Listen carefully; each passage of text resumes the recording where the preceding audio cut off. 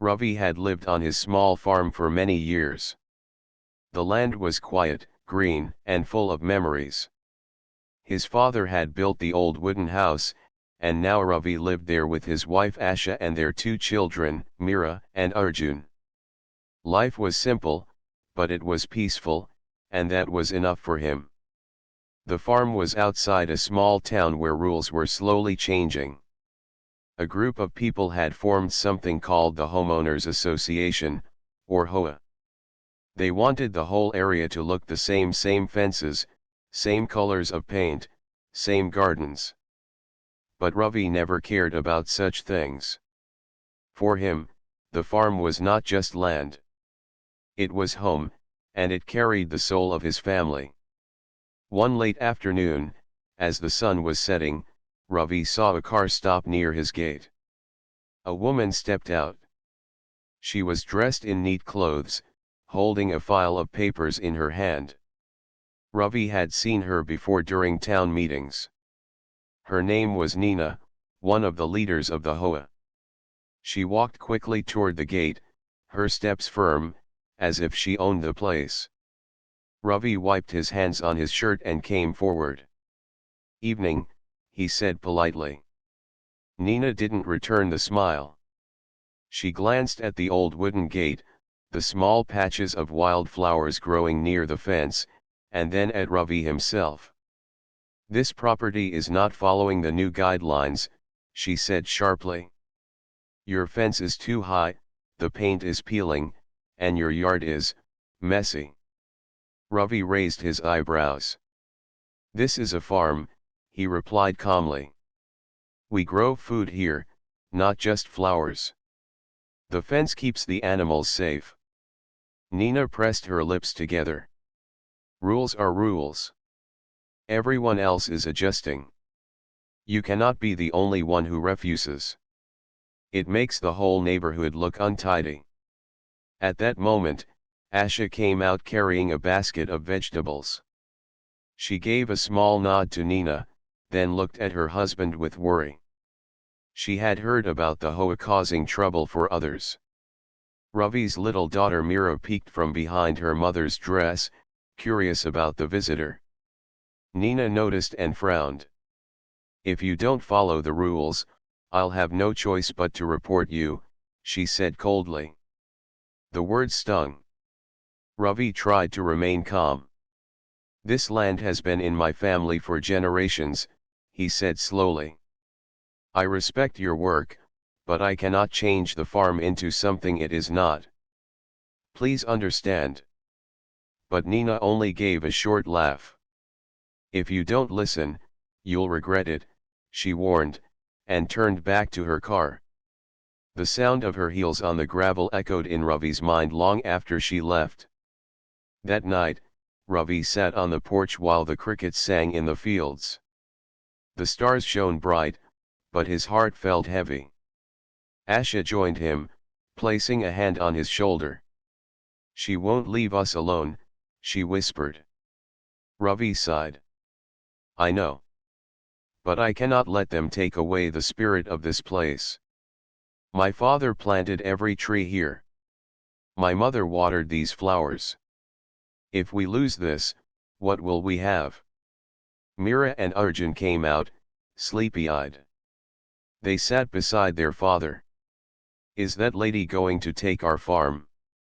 Meera asked softly. Ravi hugged her close. "No one can take what belongs to us," he promised, though deep inside, he was not so sure. The next day, the family continued their work as usual. Ravi repaired a section of the fence. Asha cooked fresh bread in the kitchen. The children played near the small pond. For a while, life felt normal again. But in the afternoon, a loud knock echoed from the front door. Ravi opened it to find two more HOA members standing there with clipboards. They asked endless questions. Why was the fence not painted white? Why were the farm animals kept so close to the house? Why was there no trimmed lawn like the others had? Ravi answered each question with patience, but it was clear they were not listening. They only wanted him to obey. When they left, Asha said, "They are trying to push us." Ravi nodded. "Yes. They want us to bend. But if we bend too much, we will break." That evening, Nina returned once again. This time, she didn't stop at the gate. She walked straight into the yard without asking. Ravi's dogs barked, sensing her intrusion. Ravi stepped forward quickly. "You cannot just walk in like this," he said firmly. Nina waved her papers. "I told you, if you don't change, I'll call the authorities. I have already prepared the complaint. Your family will face consequences." The children clung to Asha, frightened by the sharp tone in Nina's voice. Ravi's patience thinned, but he still kept his calm. "You are crossing a line," he said quietly. "This is my farm. You can bring your papers, your rules, but you cannot threaten my family." For a moment, silence filled the yard. The crickets stopped singing. The wind stood still.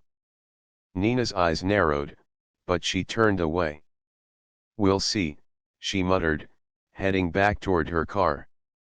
As her car drove away, Asha whispered, "This is not the end." Ravi looked at his children, their eyes wide with fear, and knew she was right. Something had begun, and it would test everything he believed in. The next morning began like any other. The rooster crowed, the sun rose slowly over the green fields, and the smell of fresh bread filled the small farmhouse. But Ravi could not enjoy the peace. He kept thinking about Nina's words from the night before. He sat on the porch with his cup of tea, watching the children chase each other in the yard. Asha joined him, her face calm but her eyes worried. "Do you think she will really call the authorities?" she asked softly. Ravi sipped his tea in silence before answering. "I don't know. But she will not give up. She wants to make an example out of us. If we stay strong, others in the neighborhood might follow our way. That is what she fears." Asha looked out toward the road. "What if she turns the neighbors against us?" Ravi sighed. "Then we will show them kindness.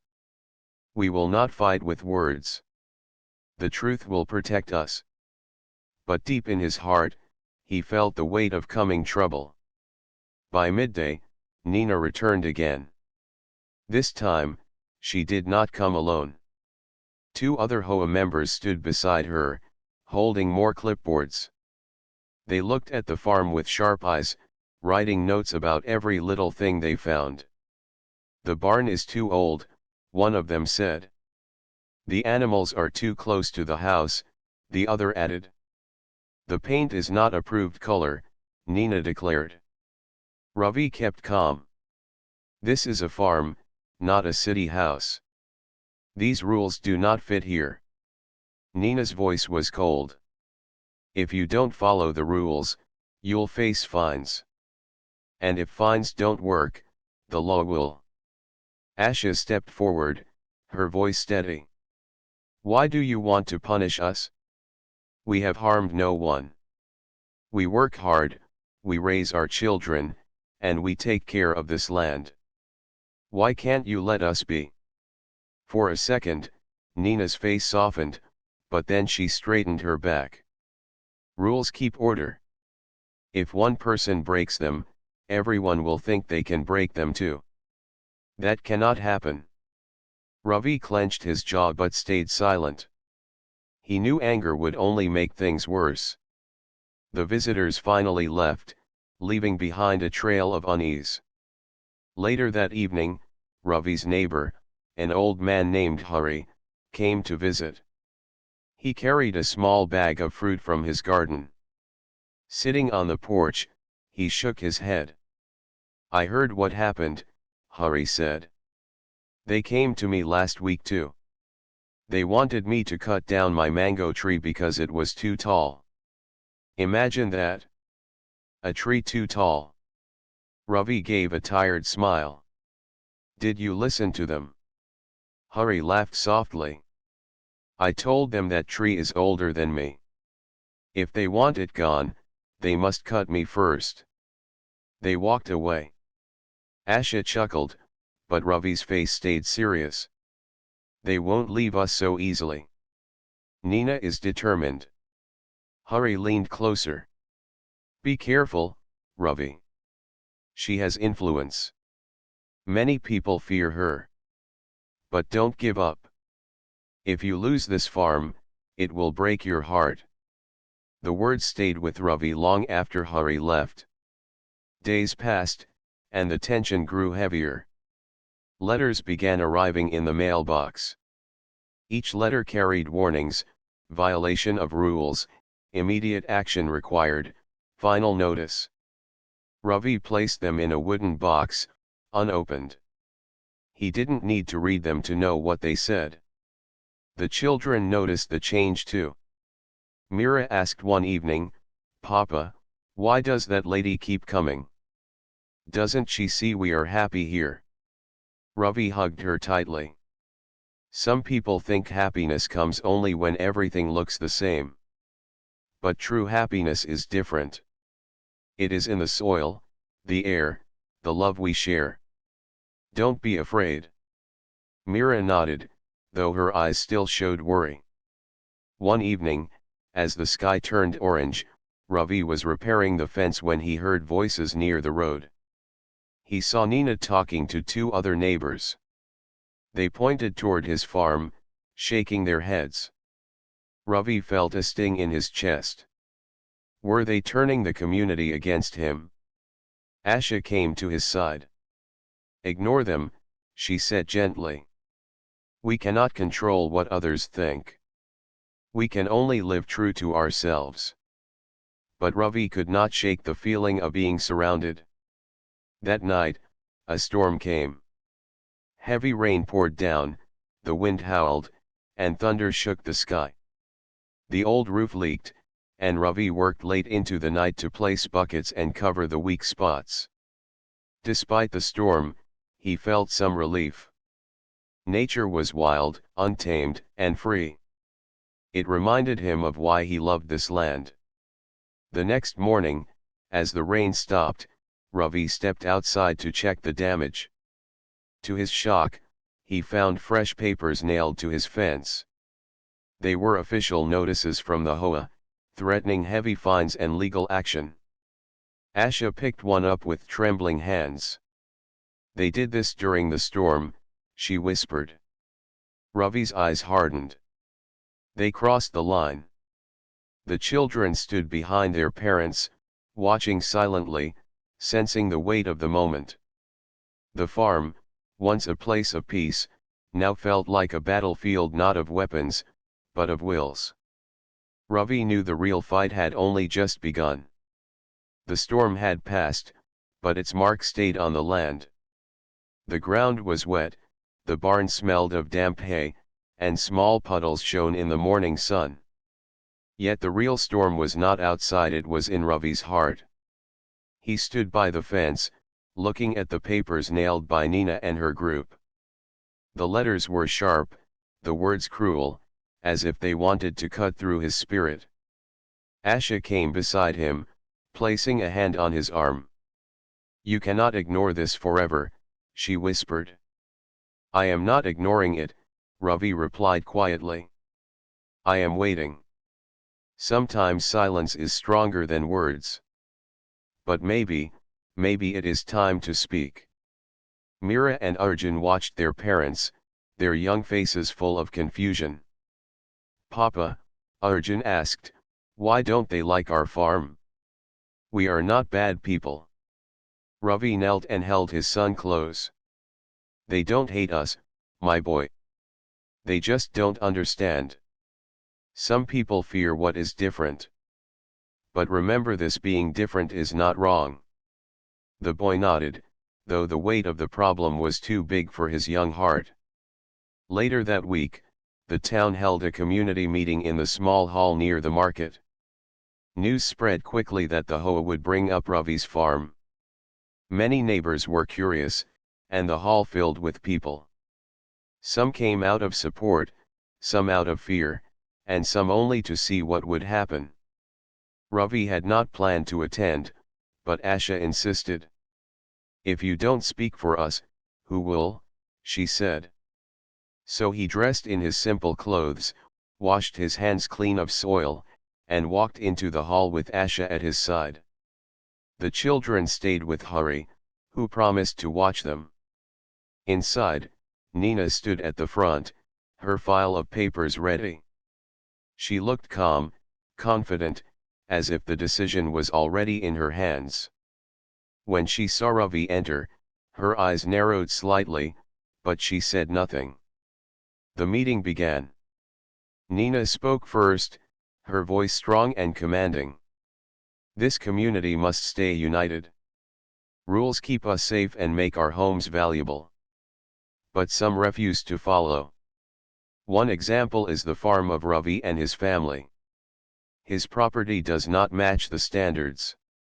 If we allow this, soon everything will fall apart." Murmurs ran through the crowd. Some nodded, agreeing. Others shook their heads. Ravi rose slowly to his feet. The hall grew quiet. He walked forward, his steps steady, and faced the people. His voice was calm, but it carried weight. "My friends, you know me. I was born here. I grew up running in these fields. This farm is not just land, it is the breath of my father, the love of my mother, the laughter of my children. I keep animals because they feed us. I keep the fence high because it protects them. My house may not shine like yours, but it is full of warmth. Tell me, is that so wrong?" The crowd listened. Some shifted uncomfortably, others leaned forward. "I do not reject rules," Ravi continued. "But rules should serve people, not crush them. If the rules take away our roots, what kind of home will we have? Will painted fences make our children happier? Will white walls feed them? Or will it only hide the truth of our lives?" A silence fell. Even Nina's confident smile faded for a moment. An elderly woman in the crowd stood up. "I remember when Ravi's father shared milk with us during hard times," she said. "This farm has always been part of our community. Why should we throw it away for rules that do not feed us?" Another man added, "My own fence is old too. If Ravi must change, then so must I. But I see no harm in it." Nina quickly raised her hand. "This is not about kindness. It is about order. If everyone does what they want, there will be chaos." But her voice sounded weaker than before. Ravi bowed his head respectfully. "I do not want chaos. I only want peace. And peace comes when we respect each other, not when we force each other." The room filled with soft whispers. Some people clapped lightly, though others stayed quiet. When the meeting ended, Ravi walked out with Asha. Some neighbors came to him, patting his shoulder, saying, "Stay strong, and we are with you." Others avoided his eyes, afraid to take a side. Nina left quickly, her file held tightly to her chest. Her lips were pressed thin, and her steps were sharp. Ravi knew this was not the end. She had lost some ground, but she would fight harder. That night, back at the farm, Asha smiled faintly. "You spoke well," she said. I saw doubt in her eyes for the first time. Ravi shook his head. "Doubt is not defeat. She will return, stronger. But maybe now, the people will see more clearly." He looked at his children sleeping peacefully and felt both hope and worry. The fight was no longer just about fences and paint. It had become a test of spirit, his against hers. The stars shone above, silent witnesses to the coming struggle. Ravi prayed that his land, his family, and his peace would survive what lay ahead. The morning sun lit the fields with golden light, but Ravi's heart was heavy. Though he had spoken at the community meeting, though some neighbors had shown support, he knew Nina was not finished. She was the kind of person who would fight until she got her way. Still, the farm could not wait. The cows needed feeding, the crops needed watering, and the children needed breakfast. Life on the farm moved with the rhythm of nature, not the rules of the HOA. Asha worked quietly in the kitchen, her hands busy but her mind elsewhere. She kept glancing at the window, as if expecting a car to stop at the gate at any moment. Ravi noticed and said gently, "Do not let fear guide your day. Let the soil, the sun, and the children's laughter be your guide." Asha gave a small smile, but it did not reach her eyes. By afternoon, their fear became real. A white car rolled up and stopped near the gate. Out stepped Nina, dressed in her neat clothes, her file in hand as always. But this time she was not alone. A man in a gray suit accompanied her. His face was serious, his step slow and heavy. Ravi wiped his hands and walked to the gate. "Who is this?" he asked firmly. "This," Nina said with a proud smile, "is Mr. Dev, a legal advisor for the HOA. We have decided to take stronger steps." The man adjusted his glasses and cleared his throat. "Mr. Ravi, the notices you received were official. If you do not make the required changes within 7 days, the association will fine you heavily. And if you still refuse, further action will follow." Ravi stood tall, his hands steady. "And if I cannot pay these fines? What then?" The man avoided his eyes. Nina answered instead. "Then the property could be taken from you. It is better you agree now and save yourself the trouble." Asha gasped softly, her hand covering her mouth. The children, who had been playing near the yard, froze at the sound of Nina's sharp voice. Ravi looked at Nina, his eyes calm but unyielding. "This land is not yours to take," he said. "No paper, no fine, no rule can erase the roots my family planted here." Nina smirked. "We'll see." She turned and walked back to the car, Mr. Dev following behind. The engine started, and the car drove away, leaving behind a cloud of dust and a heavier silence. That evening, Hari came over again. He had heard about the visit. News always traveled fast in small towns. Sitting on the porch, he shook his head. "I warned you. Nina is not a woman who gives up. She will keep pushing." Ravi nodded. "I know. But what choice do I have? If I bend to her, I lose everything my father built. If I resist, I may lose the land itself." Hari sighed deeply. "Sometimes standing tall comes with a cost. But remember, you are not alone. Many of us respect you, even if we stay silent." His words gave Ravi some comfort, but the weight remained. The next few days were tense. Ravi noticed neighbors whispering when he passed through the market. Some greeted him warmly, others turned away. It was clear Nina was spreading her story that Ravi was stubborn, that he was harming the community's image, that he was dangerous to their order. One evening, Asha came to him with worry in her eyes. "Today at the market, a woman refused to sell me flour. She said the HOA told her not to support us until we obey.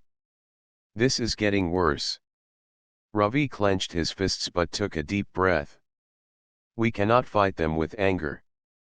We must hold to what is right. The storm will pass." But deep down, he wondered if the storm would ever end. On the 6th day, just before sunset, Nina returned.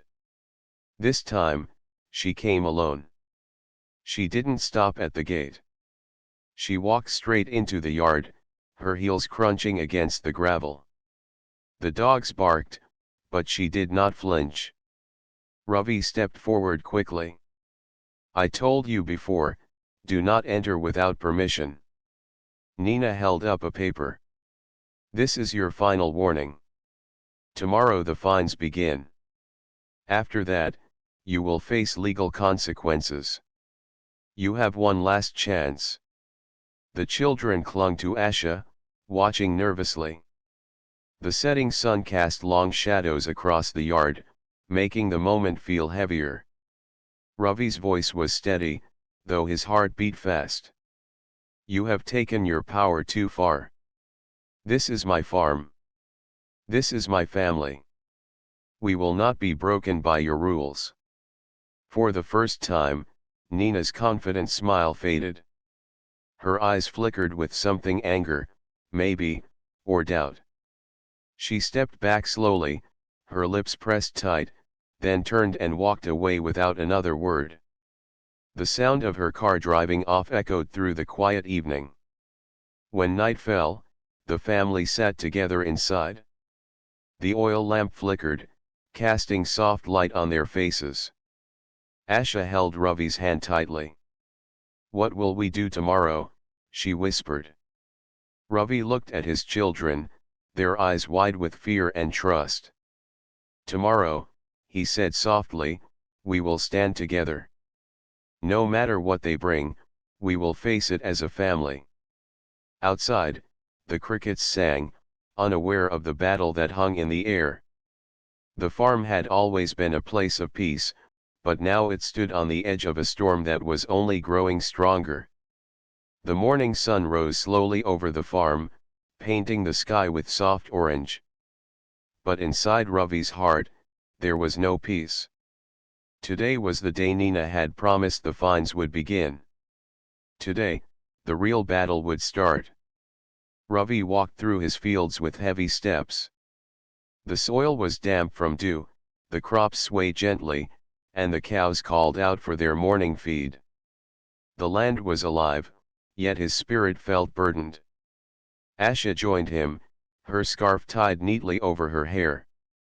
She tried to smile, but her eyes showed worry. Do you think they will really come today? She asked. Ravi nodded slowly. Yes. They will not stop until they try to break us. The children sensed the tension too. Mira held her brother's hand as they watched their parents. Papa, will they take our home? She asked in a small voice. Ravi bent down and hugged both children close. No one can take away what lives in our hearts. This farm is more than wood and soil, it is love, it is family. Remember that. By late morning, the sound of a car came from the road. Dust rose as a black vehicle stopped near the gate. Nina stepped out, holding her file as usual. Behind her, two men in dark suits carried clipboards. Their expressions were serious, almost cold. Ravi and Asha walked to the gate together. The children stood back, clutching each other's hands. Nina spoke first, her tone sharp. Your time is over, Ravi. Today the fines begin. If you refuse, we will take this to court. You will lose far more than you can imagine. One of the men in suits added, we are here to document the violations. The HOA has full right to enforce its rules. Ravi's voice was steady, though his chest was heavy. You may write your papers, but you cannot write over the truth of this land. My father's sweat is in this soil. My mother's love is in these walls. I will not erase them for your rules. Asha stepped forward, her voice firm. We are not criminals. We are a family. You threaten us as if we are enemies, but all we do is live with peace. Why do you hate that? For a moment, silence fell. The men in suits exchanged quick glances, uncomfortable with her words. But Nina's face stayed hard. Peace. Nina scoffed. Peace does not come from chaos. Peace comes from order. If you don't follow the rules, you are breaking the peace. Ravi looked straight into her eyes. No. True peace comes from respect. And respect cannot be forced with fear. The standoff stretched, the air thick with tension. The neighbors, curious, began to gather near the road.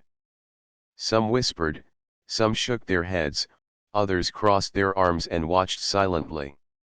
Hari pushed through the small crowd, leaning on his stick. His old voice rang clear. This farm has stood longer than any of your rules. If you take it away, you will break more than one family, you will break the heart of this community. Several neighbors nodded. A woman added, I remember when Ravi's father helped build our well. How can we now turn against his son? Nina turned sharply toward them. Do you want your property values to drop? Do you want outsiders to think we are weak and messy? But her words did not carry the same power as before. The people's eyes were shifting, their hearts leaning toward Ravi. Suddenly, one of the suited men lowered his clipboard. Ma'am, he said quietly to Nina, maybe we should reconsider. The community seems divided. This could bring more trouble than order. Nina's eyes flashed with anger. We cannot let one man win against the association, she snapped. But Ravi did not respond with anger. Instead, he placed his hand gently on the wooden gate, his voice calm yet strong. You want order? Look at these fields. Do they grow without order? No. Nature has its own balance. But it is not forced, it is nurtured. My family is part of that balance. If you break it, you will not find peace. You will only find emptiness. The words touched the crowd. A soft murmur rose, and more people stepped forward. He is right, someone said. Rules should not destroy. Another added, we must not lose our humanity for the sake of painted fences. Nina's lips trembled with frustration. For the first time, she seemed unsure. She looked at the crowd, at the men in suits, at Ravi's steady face, and at the children hiding behind their mother. Finally, Nina turned away. This is not over, she muttered, walking quickly back to the car. The suited men followed, though one of them looked back at Ravi with a faint nod, as if to say he respected him. The car drove off, leaving the crowd standing in silence. Hari broke the quiet with a smile. You spoke like your father today, Ravi. Strong, but kind. People heard you. Asha looked at her husband with tears in her eyes. You did not bend. You stood for us. For the children. For the land. Ravi held her hand tightly. We are not free yet, he said softly. But maybe the tide is turning. The neighbors slowly left, some patting Ravi's back, others whispering to one another. The farmyard grew quiet again, except for the sound of the wind moving gently through the trees. That night, under the stars, Ravi sat on the porch alone. He looked at the fields, the barn, the home his parents built. He knew more trials would come. But he also knew something had changed. Nina's grip on the people was weakening. For the first time in many days, he allowed himself to breathe deeply and believe that hope still lived in the soil of his farm. As always, third-person narration, 800 words, emotional, simple English, no violated content. Part 6, The Turning Tide. The days after Nina's visit were strangely quiet. No cars came to the gate, no new papers were nailed to the fence, no strangers with clipboards appeared. At first, Ravi felt uneasy. Was this silence a trick? Was Nina planning something bigger? But as the week passed, the silence began to feel different, not like a storm waiting to break, but like clouds slowly clearing. Neighbors who once avoided Ravi now greeted him again in the market. A woman handed Asha fresh flour, whispering, "Don't worry. We are with you." An old man gave Arjun a toy carved from wood and said, "Your father is brave." The community was shifting. Nina's power, built on fear, was weakening. One evening, Hari came to the farm carrying a bundle of sugar cane. He sat on the porch, chewing a piece, his eyes twinkling. "Do you feel it, Ravi? The people are talking. They are not so afraid anymore." Ravi gave a small smile. "Yes, I see it. But Nina is not one to give up. She may return with more force." Hari nodded. "She might. But remember, fear spreads quickly, but so does courage. You gave them courage." Asha brought tea for them, her hands steady, her face brighter than before. She too could feel the change.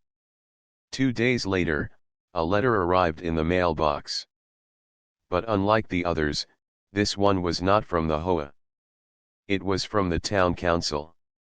Ravi opened it carefully. His eyes widened as he read aloud to Asha, "Due to concerns raised by community members, the town council has decided to review the actions of the homeowners association. Until the review is complete, all enforcement of new rules is suspended." Asha gasped, covering her mouth with her hands. "Does this mean they cannot fine us?" Ravi nodded slowly, his heart lifting. "For now, yes." The people spoke, and the council listened.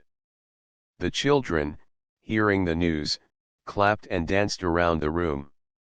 Their laughter filled the house with hope again. But Nina did not disappear. A few evenings later, Ravi saw her at the market. She stood alone near the fruit stall, her file tucked under her arm, her face pale with anger. When her eyes met Ravi's, she looked away quickly, but not before whispering something to herself. Ravi did not approach her. He only bowed his head politely and walked on. He knew her fight was not truly over. But now she was standing on weaker ground. That night, as Ravi sat on the porch, Asha joined him with a thoughtful look. "You know," she said softly, "this struggle was never only about fences or paint. It was about control. She wanted everyone to be afraid so she could feel powerful. But you showed that power can come from standing with truth." Ravi nodded slowly. "Yes. But we must not let pride grow in us. We stood not for victory, but for peace. That is what matters." The stars above glittered, silent witnesses to his words. A week later, the town council held another meeting. Ravi did not want to attend, but neighbors insisted. "You must come," they said. "Your voice started this. You must see it through." So Ravi, with Asha beside him, entered the hall once again. This time, the air felt different. The crowd greeted him warmly, some even smiling with respect. The council leader stood at the front. "We have reviewed the matter," he announced. "The HOA rules were meant to bring order, but they have been applied without care for families and traditions. This community is not a city block, it is farmland, full of history. Rules must respect that." A cheer rose from the crowd. The leader continued, "From today, the strict appearance rules are cancelled.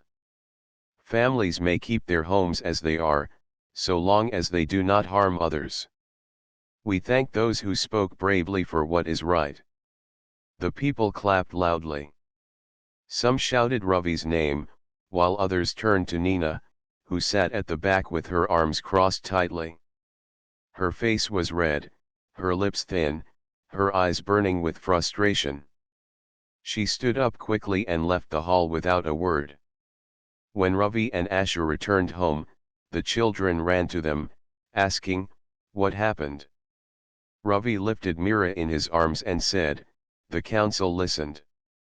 We are safe." Arjun cheered, "We won." But Ravi shook his head gently. "No, my son. We did not win. We only reminded people of what is true. And that truth gave us peace." Asha smiled, tears in her eyes. "That is the real victory." Later that night, when everyone was asleep, Ravi walked alone through the fields. The moonlight bathed the land in silver, the crops swayed gently, and the air was cool. He touched the soil with his hand, feeling its strength. For weeks, this land had been under threat. For weeks, his family had lived in fear. But now the tide had turned. The farm was safe, at least for now. Yet Ravi's heart was not proud, it was humble. He knew peace was fragile. He knew Nina might still try again.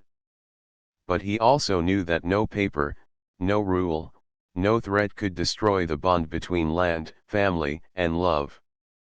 And as the wind moved softly through the trees, Ravi whispered to himself, "We will stand as long as this land stands."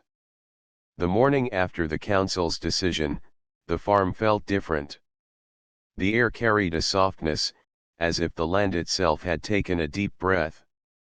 Birds sang from the trees, the sun shone warm across the fields, and the soil seemed richer under Ravi's hands. For weeks, fear had been like a shadow over the family. Now, light returned. Asha stepped onto the porch with a basket in her arms. She looked out over the fields where Arjun chased butterflies and Mira picked wildflowers. Her eyes filled with quiet joy. "It feels like the farm is smiling again," she whispered. Ravi, standing beside her, nodded. "Yes.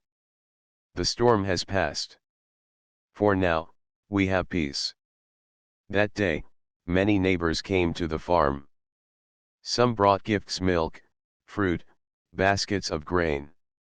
Others came with simple words of thanks. An old woman placed her hand on Ravi's shoulder and said, "Because you stood, we are free to live as we always have." Children from nearby farms played with Arjun and Mira, running through the fields, laughing loudly, no longer afraid that Nina or her rules would take their joy away. The farm was not just land anymore, it was a symbol of courage. But Nina had not vanished completely. Some people whispered about her. They said she stayed in her house, no longer walking proudly as she once did. Others said she wrote letters to officials, but no one listened now. Her power was broken, not by anger or fighting, but by truth and unity. One afternoon, Ravi saw her from afar. She stood at her gate, her face tired, her file no longer in her hand. For a moment, their eyes met.